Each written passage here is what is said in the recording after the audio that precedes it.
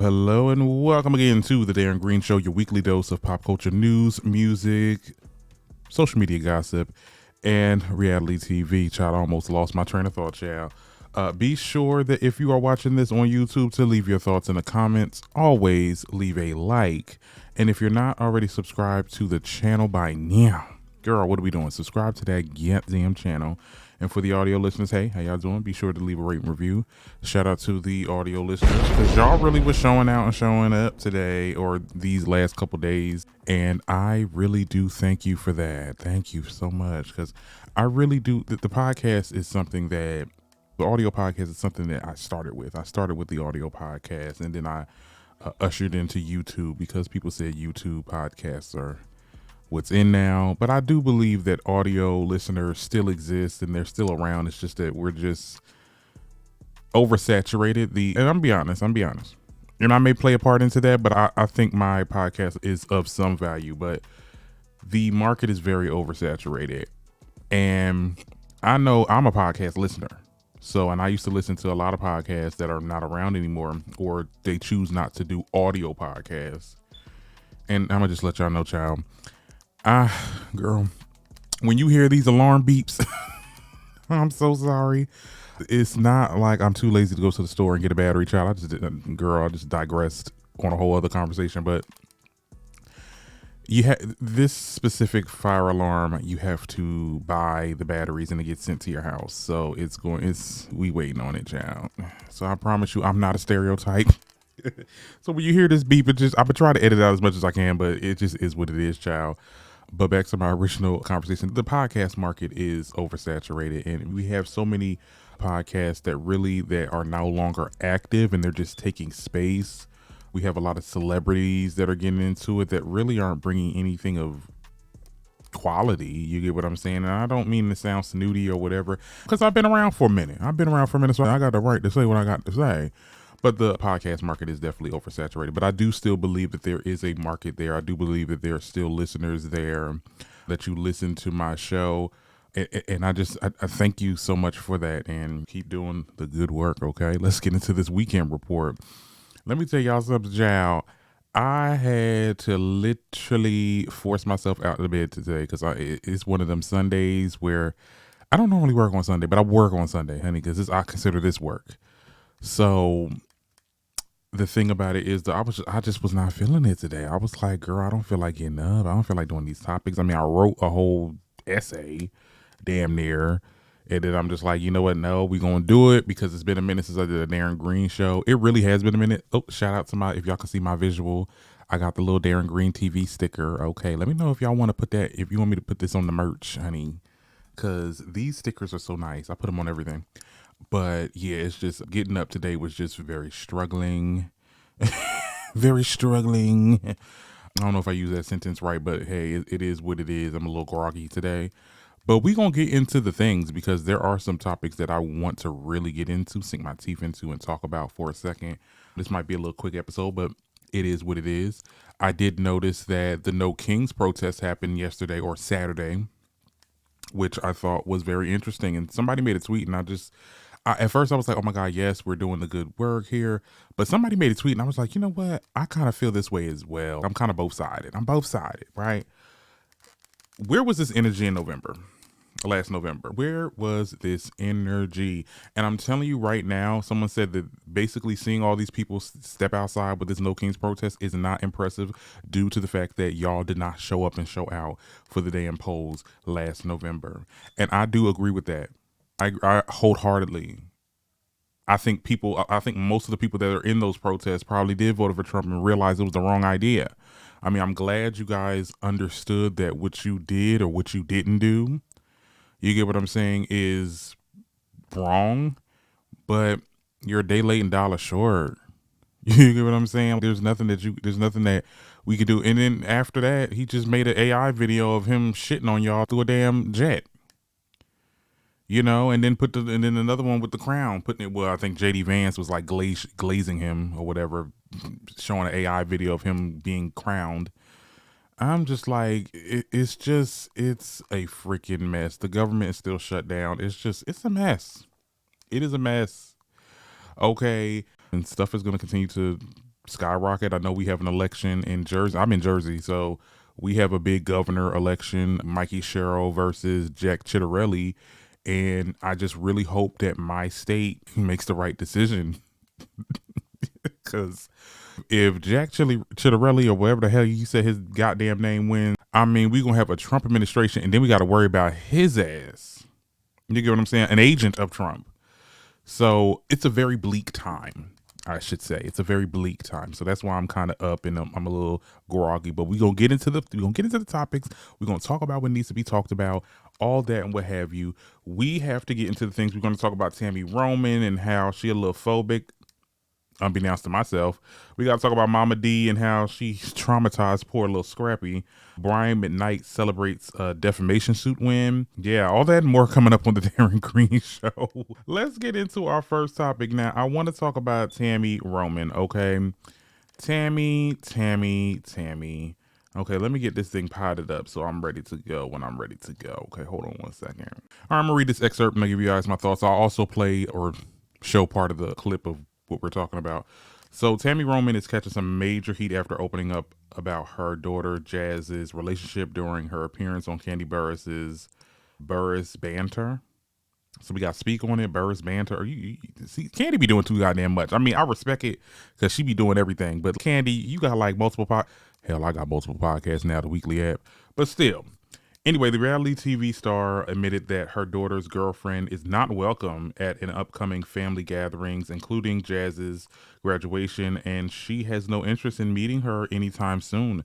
Tami explained that her decision stems from her own mental health, personal comfort, stating that she needs time to adjust to her daughter's lifestyle. However, many listeners found her reasoning insensitive and out of touch.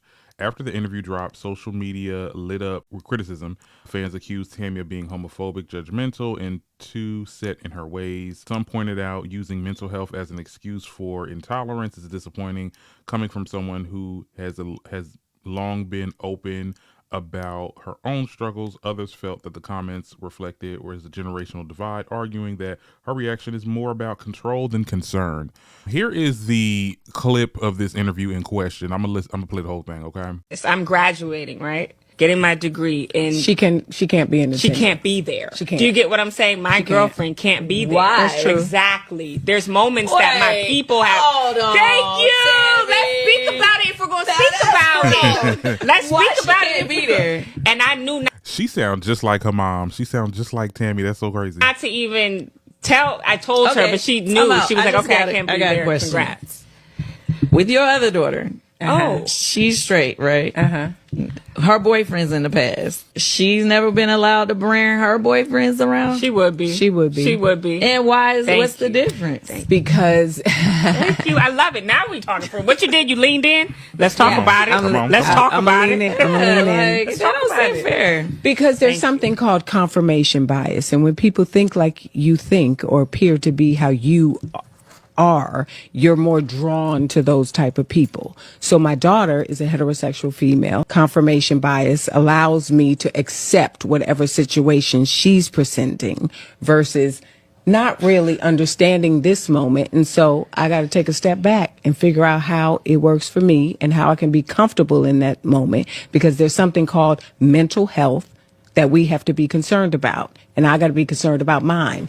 Even though I'm trying to walk with her and love her, I still got to do what's right for me as well. Okay, but you're not graduating. She is. So she's graduating. Okay. Come on, Kandi. So to make sure that you feel the relationship is going to be lasting before you introduce them to me, because I become involved in your situation and your life. Wait, then I have a question. Come so on. How long do you want to wait to meet them? Because what if you meet them and you actually don't like them, or you actually do like them? Maybe you could give some wisdom on what you actually think. Send me a picture. Girl, what the hell? Okay, so I'm done. That was the clip there.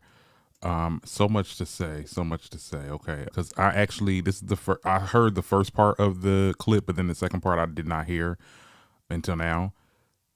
You have, first of all, what gives you the goddamn right to be like, I need to know if this relationship is real? You need to be like that if she was with a man, because who knows, it might not work out with the man. You don't get, but with the straight daughter, he can come over anytime, any family gatherings and stuff like that. And this whole idea that the parent has to adjust, and because of their mental health, because I have to be aware of my mental health. Yeah, it is kind of weaponized. I see where people are saying that it's kind of weaponizing mental health.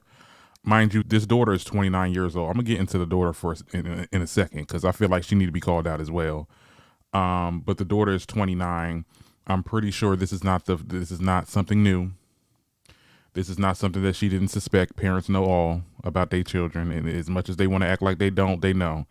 So this is not something that just came out of the blue, because then there would be some type of an understanding. Okay, like you're trying to adjust. This really just happened. If that's the case, then that's the case. If the girl just came out to you, then fine. But she's about to be 29. Come on now. You knew. It's been a minute. How many years does it take for you to adjust? And I grew up in with this experience. And yes, it did take time for my parents to adjust to the reality of what it is. But they came around eventually. And if I were to bring somebody to the family, it is what it is. I'm just going to always choose the person that I'm dealing with, because that's the person that I chose. That's my chosen family. If you don't want to interact or have this interaction, that's fine. That's fine. I think the reasoning, and let me just get into my notes, because I don't want to go off. I don't want to go off on a tangent, child, because I have my prepared notes. Okay, hearing this topic specifically, right? I was very surprised. I did not know that Tami Roman was like this, or still had just like an inkling of that. Some people was like, "Oh, wait, I thought she was bi." Tami is definitely strictly. She never gave that. Yeah, let's be very clear. She's very strictly. But it was a very weird exchange. For her to be tongue-tied, right? Just to say that you don't like the fact that your daughter is bi, or that she date women. Coming from a person that her entire shtick, right? Her entire personality, when she's on reality TV, when she's doing some of her little acting roles and whatever appearance, is telling it like it is, and telling the truth, and telling this and this, that, and the third. For her to be tongue-tied, as to, and not give a good valid reason, and to use mental health and say confirmation bias and all this other stuff, like, it's giving fraudulent behavior. It really is giving fraud. Like, like the explanation. Then at the end she said, "Well, let me see a picture of it." What, girl? What are we saying? What are we doing? Like I said, very surprised. And it just comes, and I say this all the time. It's like people want to do bad guy shit, but don't want to be labeled as a bad guy. You get what I'm saying? You don't want to sit there and say, "I don't like the idea that you're gay." And it will never change. Because if she's like that now, and this girl about to be in her 30s, she's going to be like that for a long time. She's never going to be accepting of you being with a woman. It just is what it is. And you didn't want the backlash, I guess, because that's why you didn't say what you really wanted to say. But you still got the backlash anyway. Like, people still was coming for you. Also, I don't understand how you can even tell somebody when they're in their 30s or eyeing at their 30s that you can't bring this person over to the family function or to any events, or not. I mean, I can almost understand family functions, because that's not in the child's control, right? You can't, whatever. I think it's messed up. It is what it is. But my graduation, my event, right, that you're also a part of, I can't bring my significant other just because they are the same sex as me. So now I'm about to get into the daughter, because at this point, girl, you are 29 years old. You are 29 years old. And I don't know what relationship, no one knows what relationship she had with her mom. And my best friend was telling me, he's like, "Well, no, it was just Tami and her kids. Like, they have a bond." I have a bond too with my mom. Let's be very clear on that. But if was to ever say something, if that was directed at me, you get what I'm saying? If it was my situation and I can't bring my person to my events, you don't got to go. And that's when you got to put on your big girl or big boy pants and be like, "Mom or Dad, love you, this, that, and the third. Thank you for everything you gave me. But you can't tell me who I can and cannot sit and bring to my events unless you don't want to go." And that's perfectly fine. You don't got to go. You get what I'm saying? So I just want the daughter to just kind of put your foot down. This is your life. You have to remember, this is your life. And you trying to sit there and try to placate to whatever your parents said. That's what got Wendy Oseffi caught up. Trying to be in good graces and be proud and fuck all that. You get what I'm saying? This is your life. And you need to tell her, like, no, she's going to be at this graduation event. And for you to sit there and say, well, you got to make sure it's real. Like it's long lasting. You're not saying that with the straight kids. You get what I'm saying? Because their relationships are not, no guarantee that it's going to be long lasting. It's like she said, the confirmation bias, the bias that you think that it's not going to work out because she really is not really what she thinks and what a lot of parents think. And for me in my situation, I think some cousins of mine, and like I said, we ain't going to bring up no names, because we grew up together, they envision me the way that they did when we were kids. So that now, when I say this is what it is and it's not going to change, it's, oh, well, I feel you're still searching and you're still, like, I feel like Tami still thinks that this girl is still searching and still trying to figure it out and she's just playing around and this is for play, and then she'll go back to men and this, that, and the third. I don't know if it's because that's what she thinks of gay people in general or that was her own experience.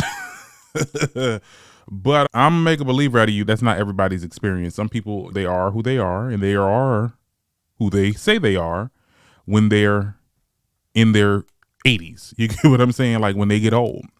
So I don't agree with that. Definitely, I've been put in that box as well. It's like, oh, well, you don't know if you'll still be this way when you get older. And I know the future. I know the future in that demographic. I know I am still going to be who I am, who I say I am today. So it's very ignorant. It's a very ignorant time. And I was surprised, but then I had to look at I was looking at people talking about this. She was on The Real World or wherever, that old reality show back before I was kicking. She said some real bad shit. We're going to share the clip in post. It takes an open-minded and caring person to work at a support center for gays and lesbians, which was one of your jobs while you were on the show. So I wanted to know, why is it that you had the biggest reaction to finding out that one of your roommates was a lesbian? For some reason, I know it sounds strange, but I was just thinking, she's gay and she has AIDS and she's gonna be in my house. And it's sad to say that because I never really got the opportunity to know Beth. And, you know, I'm apologizing basically to her for that, but, you know, it's sad, but that's what I did. Whoa, like, I was just like, the first thing I thought when this cast member was a lesbian, I thought she has AIDS.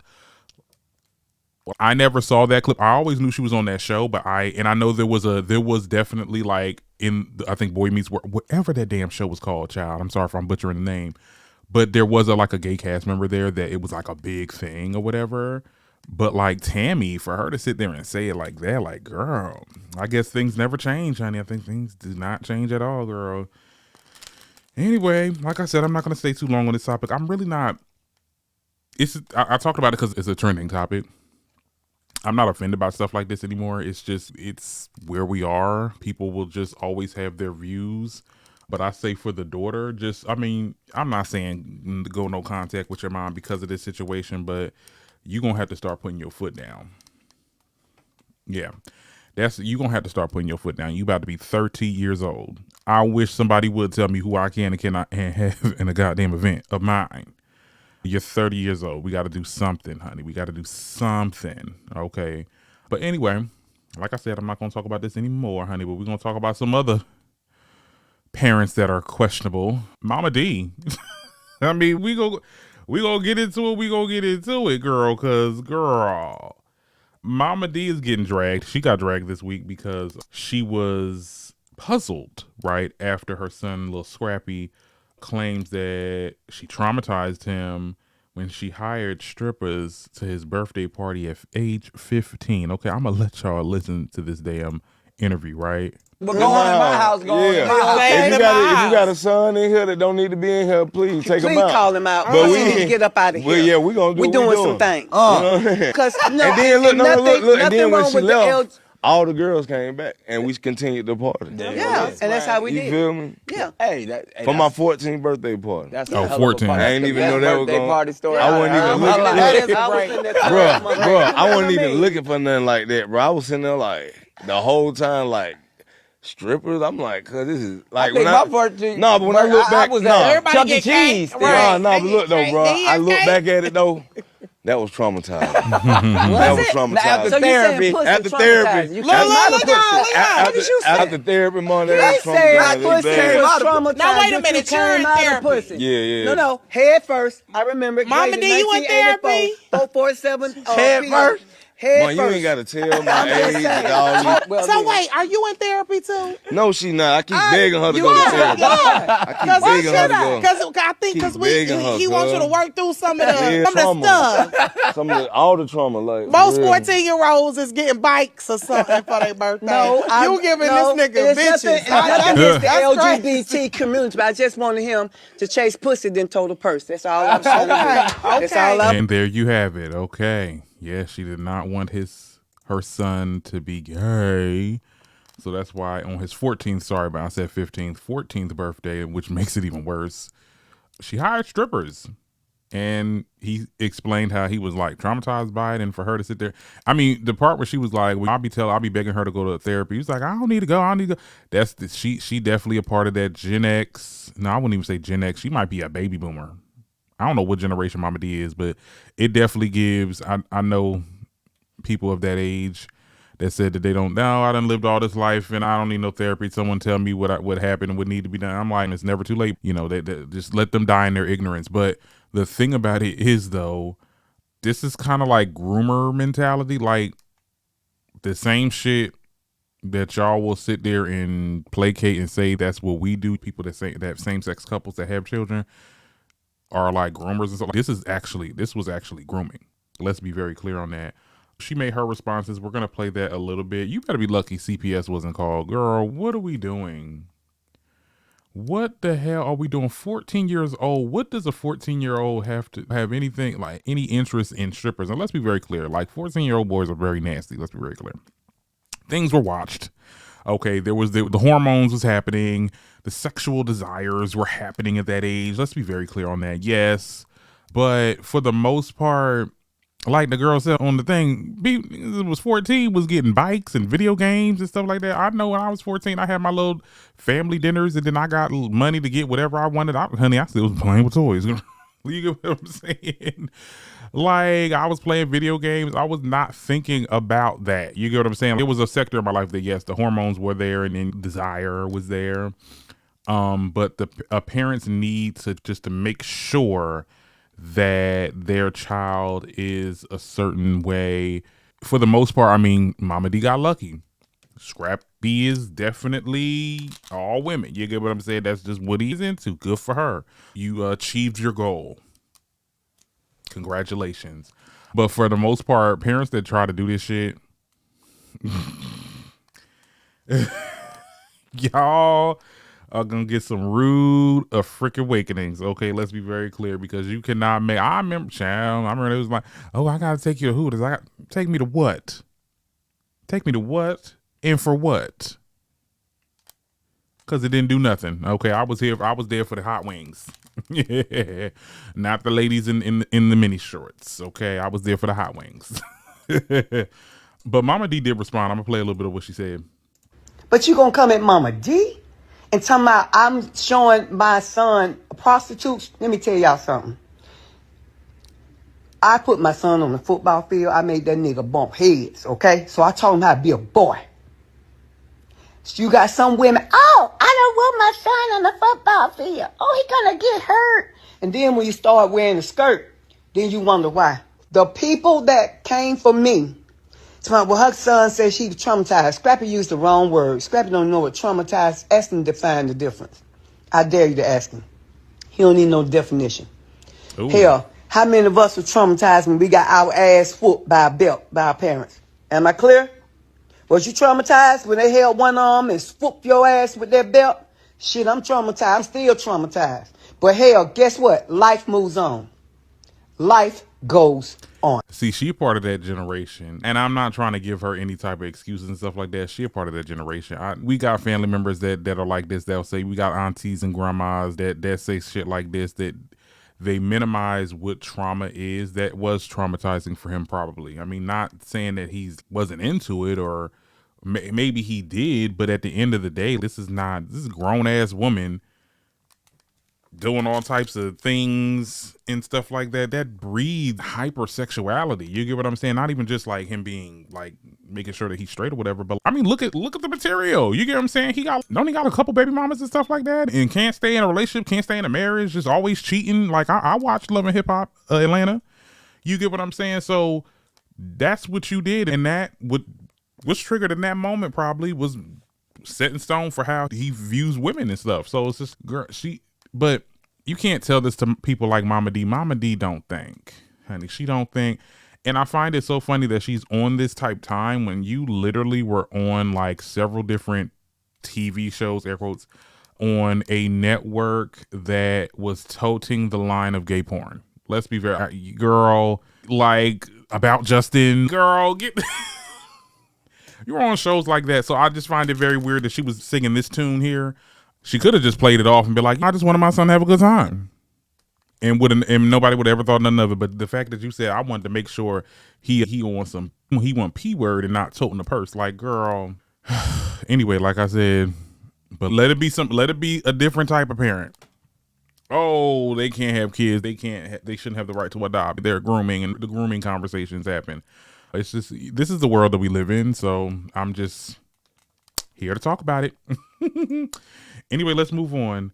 Brian McKnight. I want to get in his ass a little bit. Ooh, should I say pause? Anyway, Brian McKnight, you bum ass. Okay, we're going to get into the things. Okay, I'm going to read this excerpt and I'll give you guys my thoughts. Now, Brian McKnight is getting ate up again, okay, for trolling his ex-wife. In a post shared on social media, he seemingly celebrates winning millions of dollars from his ex-wife, who he accused of defamation. The disgraced singer has his wife spread lies that led to social media users to think that he abandoned his children, but actually just disowned them, right? He says that the false claims incited hate, violence, and threats. Also played an alleged voicemail of his ex-wife telling him to never contact their son Nico again. Nico has passed away earlier this year at 32 years old from colon cancer. To make the entire thing worse, Brian shared this video on Nico's birthday. Imagine that. And here is part of that video, because we're not going to play all this ninjas video, okay? October 16th, 2025, but we are here in the English countryside, about an hour and a half outside of London, and the verdict is in. We've been quiet, listening to liars continue to lie and keeping to ourselves, living and loving our life, as we said, leaving everything in God's hands and letting our lawyer do the talking. But according to the courts, trying to ruin my name and trying to bring harm to my family in a book filled with lies equals $8.8 million. And this is just the beginning, because anyone and everyone that helped promote these lies will hear from my lawyer in the days to come. No weapon formed against us shall prosper. Okay, I gotta have the N-bomb one time. This is a bitch ass nigga. Let's be very clear on that. This is a bitch ass nigga. This is some bitch ass nigga shit. And he's a bitch. Imagine saying this and doing all this celebratory, talking about how you won this defamation suit and this, that, and the third on your son that died's birthday. You never gave a fuck about your old kid, your kids that you had with your original baby's mother. You get what I'm saying? But you're giving all the glory and talking about God and stuff like that with your new family, which I believe he's with a white woman or whatever the case is. Who cares? But you disowned your old kids. I hate parents like that. He's a bad parent right there. That's like I said, that's a bitch ass nigga. Okay. That's how you point these people out. He's just a terrible person. And we have your receipts here. I mean, via the neighborhood talk, shout out to them. He made a comment. Somebody said, so you didn't disown your kids? He said, yes, they were disowned in 2019 after they lied and told the world that I abandoned them, inciting hate and violence and death threats because people like you believe it. Okay. Well, if you didn't disown your kids, this wouldn't be an issue. But you stepped out of their lives, and one unfortunately left us. And I just hope those genes don't transfer over, child, to your new kids, honey, because I would hate for the universe to do a Uno reverse. And I'm not inciting that. I'm not saying, but I'm just saying, you talk about God real sparingly. This nigga hopping and jumping. Oh my goodness, I can't. But you know what? Brian McKnight Jr., which is one of his other sons, spoke out. I'm going to play a little bit of what he had to say. Tried, man. I've tried really hard to not touch on shit, to let it go, to be the bigger person, to be mature, to be something. But the shit going on with my dad right now, man. If y'all aren't seeing what's happening, if y'all aren't seeing the fact that this is just a very hurt and a very emotionally unavailable and not intelligent person, the person that is still have not been able to handle the death of his own mother, the things that we're seeing him go through right now, to decide to make certain posts on my late brother's birthday, say what you want, dog, but the gloves are off for me, just to keep it real. Oh, and child, yeah, he better than me, child, because it would have been on site, because you ain't gonna do that. You don't do shit like that. Like, you can being congratulatory of this lawsuit that you won. And then now that you're saying that, oh, you're going to sue all the outlets that also aided in it. Bitch, shut up.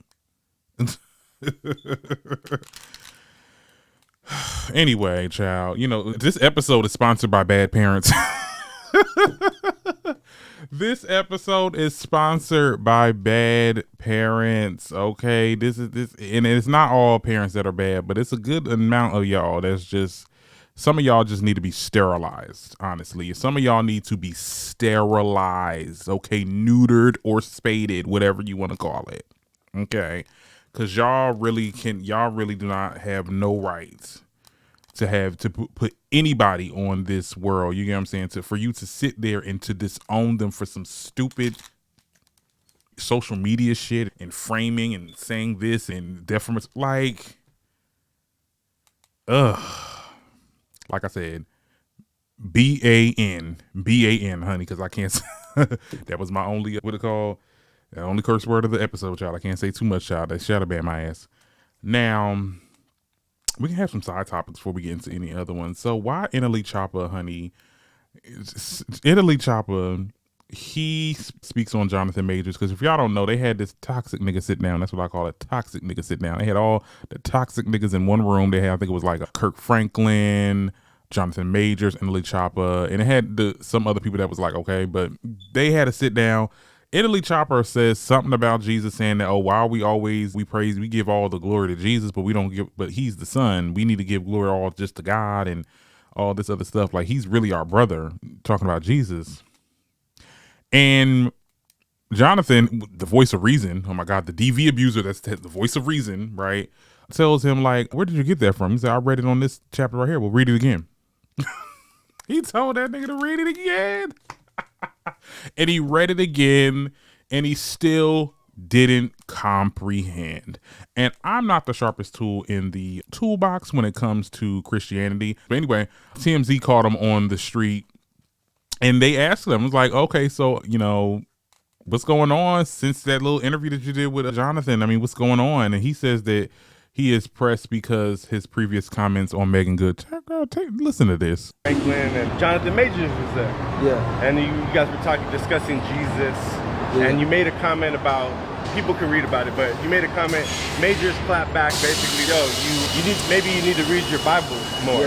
Because he didn't like the way that you interpreted it, I suppose, about Jesus being someone, like, he was saying, like, you were saying you don't pray to your brother. What were you trying to say? I was saying you should appreciate your brother and honor your brother, but Jesus and God should not be on the same plane.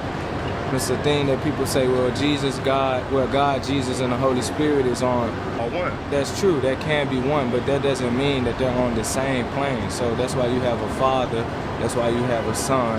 That's why you have children. So we're children of the Most High God. So we will never be on the same plane as God. I think the way I pronounced it probably created a little bit of misconfusion, but I mean, any person that really breaks down scriptures and breaks down God will understand that God sits here.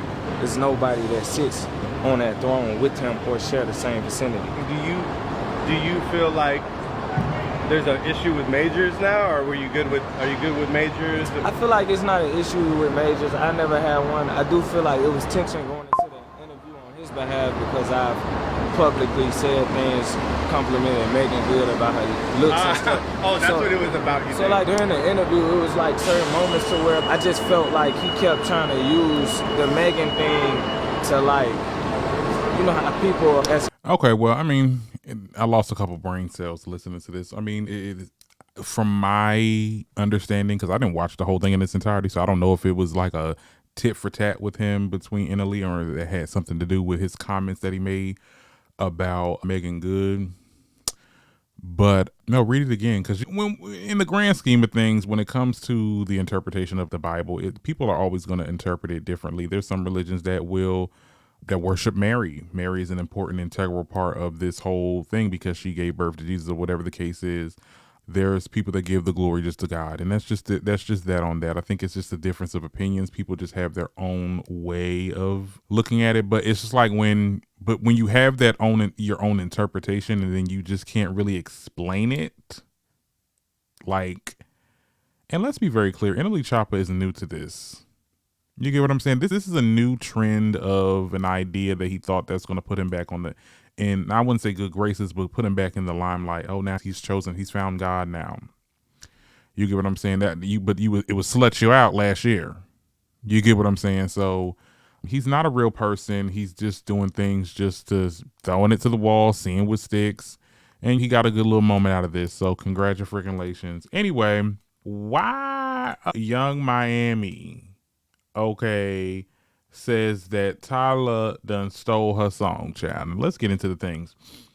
Young Miami and Tyla are dueling it over a record. Well, really, it's just Young Miami.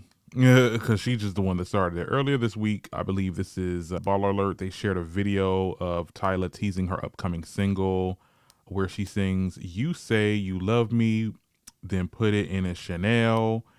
The problem, well, Young Miami claims that the record belongs to her. To make matters crazier, she alleged that Tyla knows this because she played the South African superstar her version of the song.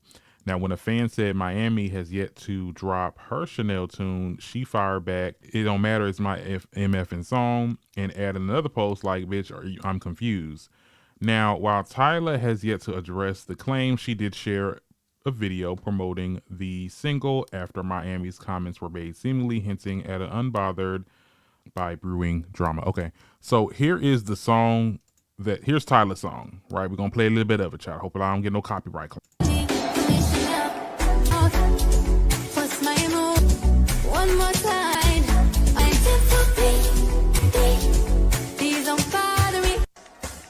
This is Young Miami's. Well, yeah. To Chanel, brown skin, pretty, sitting in Chanel. So I think it's definitely not the same song, but I think they're using the same lyrics, but I don't even hear it in Tyla's that much. I mean, girl, calm down. Pipe down. Unless you're trying to sue somebody, then, girl, don't sound the same. And I'm glad Tyla, she was very unbothered. She said, "Oh, honey, stream my music." And then somebody said she need to put JT on the remix, like to be on some shady shit. Young Miami, pipe the fuck down. Unless you're, like I said, unless you're trying to sue bitches, you really don't got a case and nobody's on your side and everybody's looking at you like you goddamn crazy as you are. You know who else is crazy? This damn person that is over here gossiping about Saweetie girl. Now Saweetie don't respond to y'all. Now she's taking it to the courts, honey, allegedly. Now, to get in Miss McSweetie, okay, she is drawing the line and entering her lawyers into the chat. Okay, a very gossipy chat after a woman claiming to be her ex-road manager has been drilling the rapper online for a few days with drug abuse and prostitution allegations. On Friday, Saweetie sent a firm statement which read, "The recent accusations made about me are false, defamatory, and deeply disturbing. These claims misrepresented the facts and they are solely aimed to damage my reputation." Also said in quotes, "This person never managed me, okay? She was simply introduced to me by family. Her motives are now obvious. I'll let my lawyers take that from here, okay?" Okay. Now, the person is a UK-based promoter, Maybach May, who has been going on a Nicki Minaj size rampage. Oh, now this is an article from TMZ. So that's the fact that y'all had to shade Nicki and that girl. And we got to get into her a little bit later too. For days now, and claiming that both Saweetie and her pro footballer boyfriend Jaden Sancho owed her a ton of money. TMZ broke the story that Jaden got Saweetie's middle name tatted on his neck, confirming their dating rumors. But May claims that she was the one who masterminded their hookup for press, only for Saweetie to turn around and tell Jaden not to pay for her services. May also broadcasted to the world that Saweetie's alleged coke use has her feeling brave, but promise she has even more receipts if her debt isn't absolved. Okay, honey, she want that money, honey.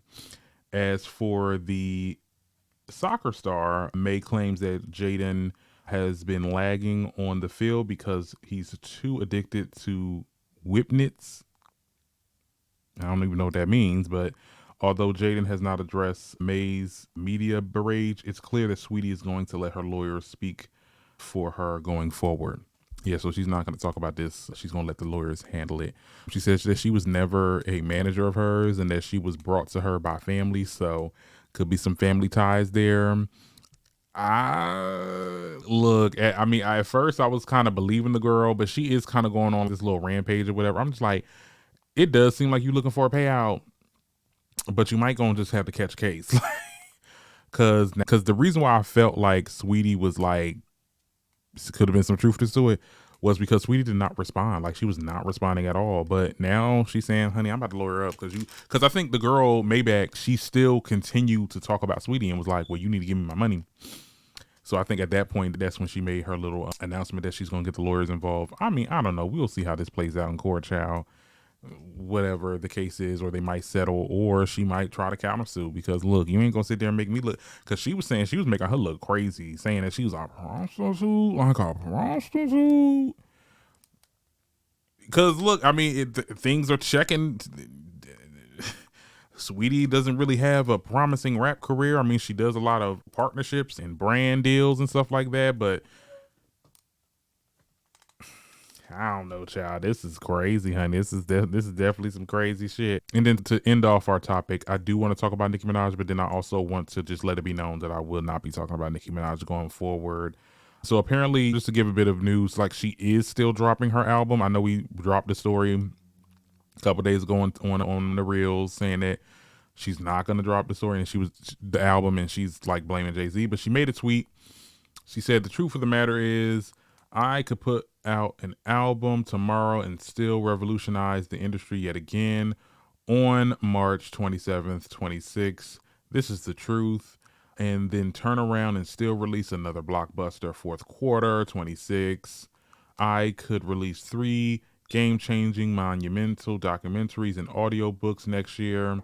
Watch them try to fail miserably, thinking that they'll beat me yet again. I don't have to be copied by podcasters and TV show hosts. Bless their hearts. They mean well. I am the podcast. I am the podcaster. I am the TV host. The one that people would actually care about. The only one. And that's what she goes on to say. And she talks about Billionaire Barbie and all this other stuff. I'm guessing that's a nice little... Billionaire Barbie is a cute little ring to it. We're not going to talk about Nicki Minaj for the foreseeable. I feel personal. I do kind of feel personal about it because I loved her for so many years, and I still do. Let's be very clear, Nate. Let me tell you something. You can look past the videos that I recently uploaded. I just didn't really care for the whole talking about people's kids thing. That was my whole thing. But I have love for this artist because I grew up with this artist. So to see her go down this Kanye West type antic, it's tiring. Of the back and forth. Oh, now you're not dropping the album. Now you're dropping it. I'm like, you get what I'm saying? I'm just gonna, if anything important happens, I'm gonna report on it. If it's like really big, like it's like a Cardi B versus Nicki again situation, yeah, I'm gonna cover it. But for the time being, these little skirmishes and tweets that she's been, girl, y'all can have it. The stand culture, y'all go ahead and fight each other over that shit. I ain't beat for it. I'll be here when she'll drop the album, and you'll get an album reaction, of course. We'll do an album reaction. But I won't be covering her topics for the foreseeable. So that is it for today. Thank you so much for listening and watching. We're here for 50 minutes, honey. Yes, but it's probably going to cut down a little bit. Like I said, a quick little episode. I'm so happy that I got out of bed to do this, child, because I definitely was about to be like, girl, I'm about to 86 this episode, girl. Is not giving an episode, but here we are. So, and I'll talk to you guys later. You may get a weekly app on Wednesday, maybe on Tuesday. Who knows, child? I know Housewives of Potomac, we're doing a panel discussion. We're going to restart that. It looks like my Wi-Fi is really, knock on wood. So we'll do a panel discussion week to week with Teddy and Medusa show off to talk about Real Housewives of Potomac. So be up on that, and I will talk to you guys later. Bye.